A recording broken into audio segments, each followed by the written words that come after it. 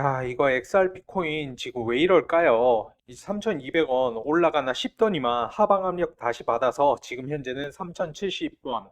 진짜로 하락 시작인 걸까요? 아니면 그냥 가격 흔들기인 걸까요? 네, 안녕하세요 여러분. 승승장구 2프로입니다. 오늘은 하락 장세에도 불구하고 여전히 거래대금 1위를 기록하고 있는 XRP 코인 기술적 분석부터 ETF, 펀더멘털까지 몽땅 살펴보면서 지금 현재 사도 되는지 아니면 조금 더 기다려야 하는지 명확하게 정리해 드릴 수 있도록 하겠습니다. 매수 고민 중이시라면 영상 끝까지 보셔야 후회 없으실 겁니다. 자, 최근에 XRP 가격 보셨죠? 이제 3,200원 올라가나 싶더니만 바로 하방 압력 받으면서 지금 현재 3,070원 선에서 거래가 되고 있습니다. 이제 비트코인 또한 1억 5천 밑으로 밀리면서 시장 전체가 살짝 무거운 분위기죠. 근데 여기서 중요한 건 이게 무조건 하락인가, 이게 추세 전환인가, 아니면 눌림목인가, 그걸 봐야 한다라는 겁니다. 지금 XRP 코인 같은 경우에는 주요 이동 평균선 다 깨고 내려온 상태예요. 이제 50일 이평선, 100일 이평선, 3,100원, 3,150원 요 수준. 다행히 그나마 200일선 3,000원 요거는 살짝 상회하고 있긴 한데 지금 이거 200일선도 간신히 걸려 있거든요. 이게 깨지면은 바로 장기 하락 가능성 생기는 거고요. 이제 버틴다라고 하면은 반등 가능성 생기는 겁니다. 그리고 아래로는 이제 이 2,800원이 진짜 중요합니다. 여기까지 내려간다라고 하면은 이건 단순 눌림이 아니라 아예 하락 추세 확정적으로 기울 수도 있어요. 그럼 이제 RSI랑 MACD도 한번 살펴볼게요. 이제 RSI 같은 경우에는 45 수준. 이게 애매합니다. 과매도도 아니고 과매수도 아니고 이제 MACD 같은 경우에는 아직도 데드크로스 상태이죠. 이 둘 다 말해주는 거는 요겁니다. 뚜렷한 반등 시그널은 아직 없다. 다만 이제 추가 하락 신호도 명확하지는 않다. 즉 지금은 눈치 싸움 구간이라고 봐야 한다라는 겁니다. 그리고 거래량 이제 3,000원 초반대에서 조금씩 들어오기는 했는데 이게 진짜 바닥 매수세인지 아니면 그냥 단타 매수세인지 아직 좀 애매해요. 그래서 지금 현재 상황에서 기술적으로 봤을 때 시나리오를 정리해 보면은 크게 이제 세 가지입니다. 이제 EMA 200일선 3,000원 쭉 지지를 하면서 다시 3,200원에서 3,400원 이 박스권으로 진입을 하는 것. 그와 더불어 RSI와 MACD도 좋아지면 이건 꽤 긍정적이라고 볼 수가 있겠죠. 그리고 하락이 지속되어서 이 2,800원을 테스트를 한다라고 하면은 이제는 이때는 손절 다시 전략을 짜셔야 합니다. 그리고 세 번째 갑자기 이제 터질 수 있는 상승 뭐 ETF라든지 호재가 들어오면 갑자기 3,600원 돌파도 가능한 부분이긴 해요.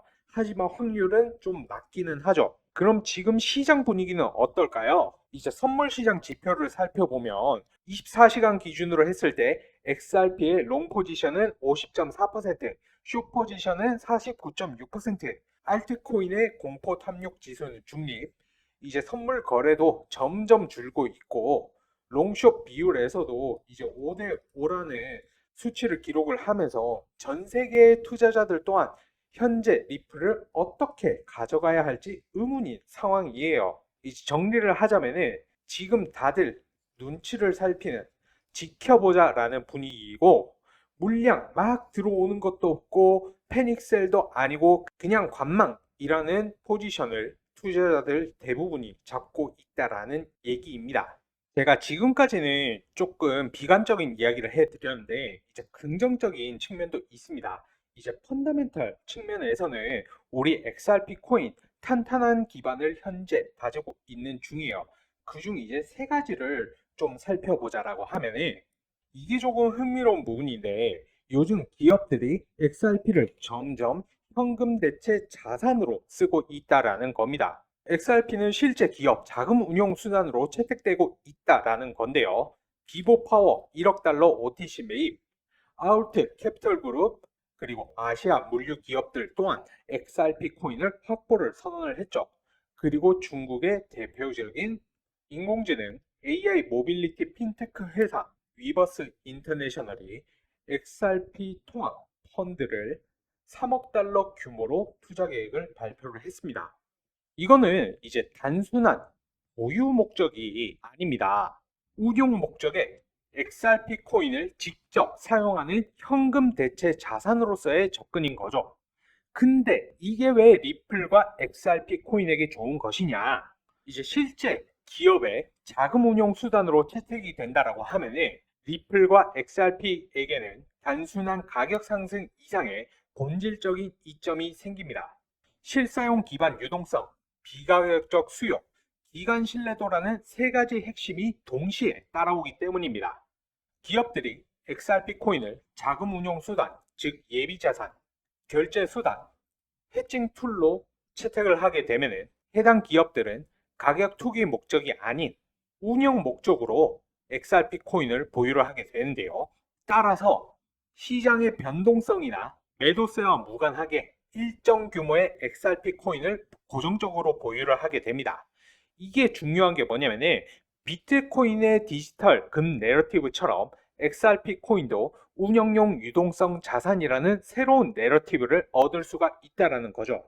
리플은 매달 일정량의 XRP 코인을 락업 해제하고 판매를 하지만 기업들이 XRP 코인을 자산 운용 수단으로 계속 보유하게 된다고 하면 이 물량은 시장에 재유통되지 않고 고정화된다라는 겁니다. 앞서 보셨듯 비보파워가 1억 달러를 OTC로 매수를 했다는 건 회계상 자산으로 보유를 했다라는 뜻이죠.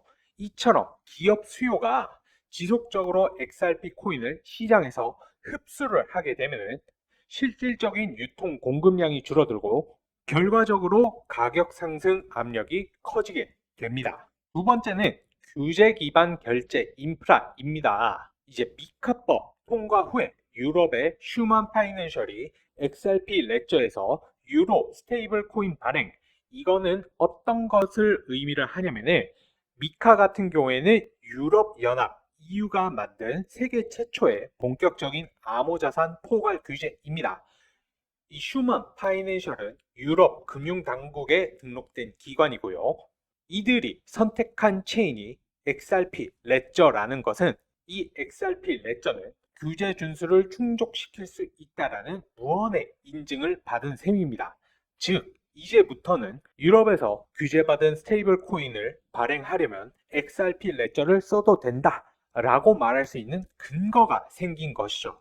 이 미카 하에서는 승인된 자산만이 유럽에서 법적으로 거래될 수가 있습니다. 그래서 이번 유로 스테이블 코인 발행은요, 유럽의 금융기관, 은행, 핀테크 업체들이 XRP 레저를 통한 결제, 송금 트레이딩을 합법적으로 시작을 할 수가 있다라는 것이고요. 유로 기반 자산이 온체인으로 이동할 수 있는 법적 구조가 생긴 것입니다. 이는 결국 XRP 코인의 온체인 사용량 증가, 유동성 확대, 당연히 XRP 코인의 가격 기반에도 긍정적인 영향을 줄 수 있는 펀더멘털 개선 요소인 거죠. 그리고 또한 리플은 두바이에서 금융당국 라이센스를 확보를 했습니다. 두바이는 중동 및 아프리카를 잇는 금융 허브입니다. 여기서 스테이블 코인 관련 공식 승인을 받았다는 것은 RLUSD가 현지 결제 송금 시스템에 들어갈 수 있다라는 의미이고요. 아랍에미리트 내의 금융기관, 핀테크, 송금 업체들이 리플 인프라를 채택할 명분을 준다라는 것입니다. 특히 리플 레저, 기반 송금 플러스 리플 USD, RLUSD 결제 조합은 전통은행 시스템이 느린 지역에서 빠르게 확산될 가능성이 큽니다. 이제 두바이의 가상자산 규제 당국 VARA라고도 하는데요. 이 VARA는 명확한 규제 프레임워크를 갖춘 곳입니다. 리플이 여기서 승인을 받았다라는 것은 규제 준수 기반을 먼저 깔았다는 뜻이고, 이를 바탕으로 다른 지역, 싱가포르라든지 유럽, 홍콩 등등도 쉽게 승인을 받을 수 있는 패스트 트랙 효과가 날 수 있다라는 겁니다. 즉, 리플은 이미 두바이에서 규제를 받고 있어요 라는 선례가 생긴 거라고 볼 수가 있죠. 여러분들도 잘 아시고 계시겠지만 리플 같은 경우에는 기업 중심 전략, 즉 B2B 기관 금융에 집중을 하고 있습니다. 그런데 기업이 스테이블 코인을 쓰려면 규제 승인은 필수인 거죠. 이제 이 RLUSD가 두바이에서 합법적으로 결제 및 송금 수단으로 활용이 가능하다라는 것은 중동 지역의 에너지 기업, 무역업체, 핀테크 업체들이 리플의 스테이블 코인을 직접 활용할 수 있다는 길이 열렸다라는 것입니다.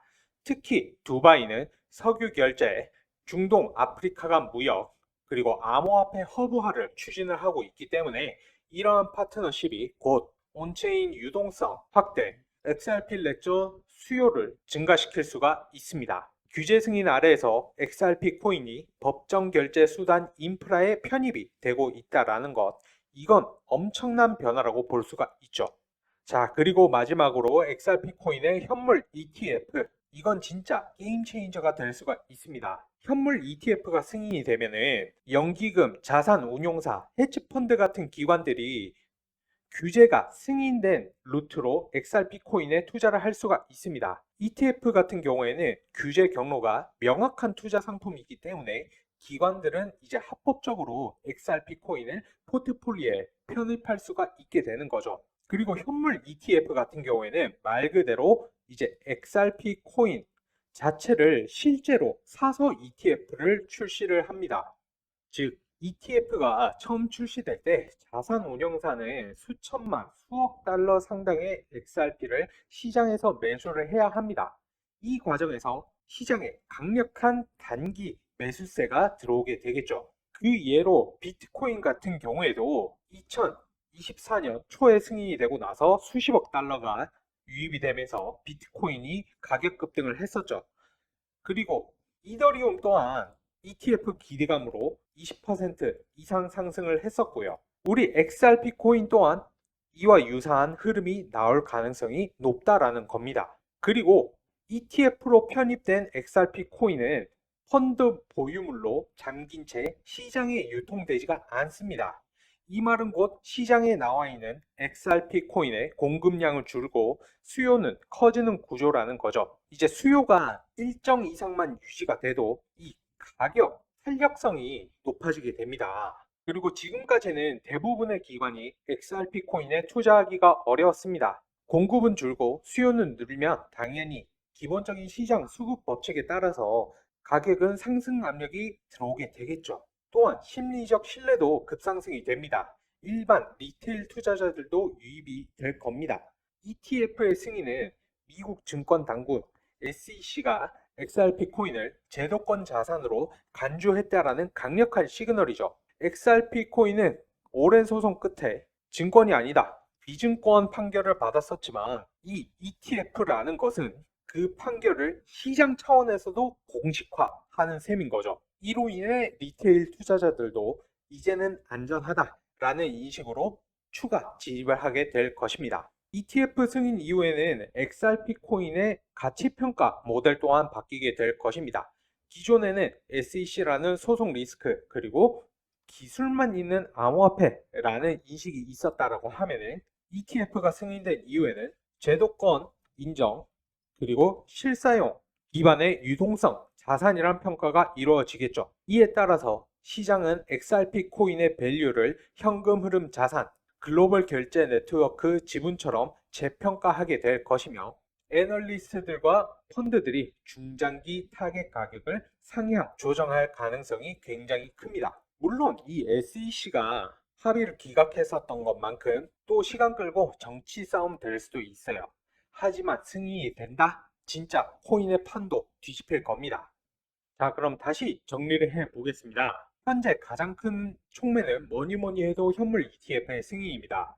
현재 시장에서는 2025년 말쯤에 XRP 현물 ETF가 승인될 가능성이 높다라고 보고 있습니다. 아까도 말씀드렸듯이 이 ETF가 승인이 되면 어떻게 된다고요? 이제 기관들의 자금이 유입이 되고 규제 불확실성이 사라지면서 가격에 확실한 상승 압력이 들어올 수가 있습니다. 두 번째로 중요한 건 기업들의 XRP 코인의 채택입니다. 지금은 몇몇 기업들이 자금 운용 수단으로 XRP 코인을 도입하고 있지만 앞으로 이러한 기업들이 2배, 3배 이상으로 늘어가게 된다라고 하면은 그만큼 수요가 크게 늘어날 수밖에 없습니다. 특히 OTC 시장을 통한 매입이기 때문에 시장의 충격도 덜 주면서 꾸준한 매수세가 만들어질 수 있는 구조인 거죠. 자, 세 번째는 규제 환경의 확장입니다. 리플은 이미 두바이에서 금융 라이선스를 획득을 했고요. 유럽에서는 미카 법안 하에 XRP 레저 기반 스테이블 코인이 발행이 되었습니다. 리플이 점점 더 글로벌 제도권 결제 인프라로 들어가고 있다라는 뜻입니다. 이러한 흐름이 계속된다라고 하면 자연스럽게 우리 XRP 코인의 입지도 강화가 될 것입니다. 그리고 마지막으로 기술적 지표도 중요하죠. 이 200일선 XRP 코인은 현재 이 200일 이동평균선 근처에서 지지를 받고 있는데요. 이 선을 지키면서 반등에 성공한다라고 하면은 중기적인 회복 흐름으로 이어질 수가 있습니다. 자, 그러면 여기까지 들어보시고 여러분들의 생각은 어떠십니까? 지금이 매수 타이밍이라 아니다, 더 하락할 것이다. 댓글로 여러분들의 의견 많이 남겨주시면 감사하겠고요. 영상 도움되셨다라고 하면은 구독, 좋아요, 알람 설정 눌러주시길 바라면서 꼭 구독하셔서 다음 분석도 놓치지 않으시기를 바라겠습니다. 긴 시간 시청 수고 많으셨고요. 저는 다음번 영상에서 다시 한번 찾아뵐 수 있도록 하겠습니다. 감사합니다.